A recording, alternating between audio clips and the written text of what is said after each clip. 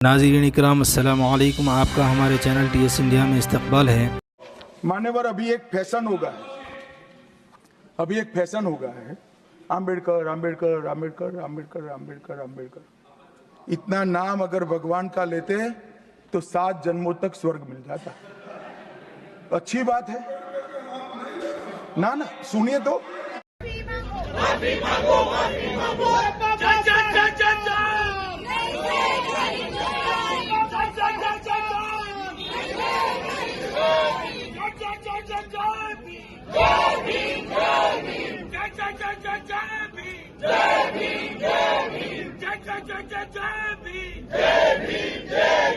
अमित शाह माफी मांगो, माफी मांगो, माफी मांगो। अमित शाह माफी मांगो, माफी मांगो, माफी मांगो। अमित शाह माफी मांगो, माफी मांगो, माफी मांगो।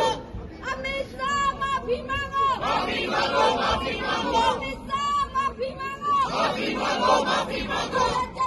जय भीम, जय भीम, जय भीम, जय भीम, जय अमित शाह माफी मांगो, माफी मांगो, माफी मांगो। अम्बेडकर का अपमान नहीं सहेंगे, नहीं सहेंगे, नहीं सहेंगे। अम्बेडकर का अपमान नहीं सहेंगे, नहीं सहेंगे, नहीं सहेंगे। अमित शाह माफी मांगो, माफी मांगो, माफी मांगो। अमित शाह। मालूम है, सुबह भी हम पार्टी के सभी पार्टी के लोग एक होकर जो बाबा साहब का अपमान शाह ने किया है वो गलत है, इसीलिए आई डिमांड हिज रेसिग्नेशन।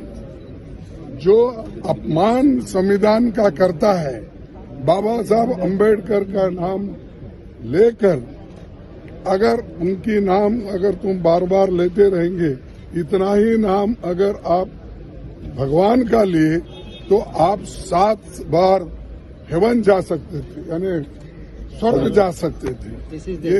ये कहना, ये बात कहकर बाबा साहब का अपमान किया, संविधान का अपमान किया, और वो मंशा जो उनके दिमाग में है कि उनकी जो मनुस्मृति की आइडियोलॉजी है वो और RSS की आइडियोलॉजी जो है वो दर्शाता है कि वो खुद वो बाबा साहब अम्बेडकर के संविधान को रेस्पेक्ट नहीं देना चाहते हैं।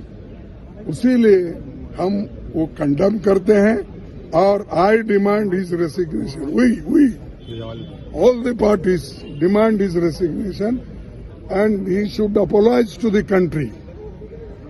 और वो अपना काम करना चाहिए उन्होंने, और इस ढंग से अगर वो बात करते रहेंगे सारे हिंदुस्तान में आग लगेगी कि बाबा साहब अम्बेडकर का अपमान कोई सहन नहीं करेगा।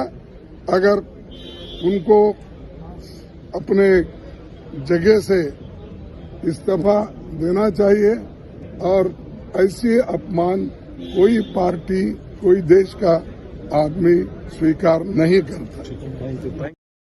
इंशाअल्लाह मज़ीद अपडेट के साथ आपसे मुलाकात होती रहेगी। आपसे गुजारिश है चैनल को सब्सक्राइब करें। अल्लाह हाफिज़।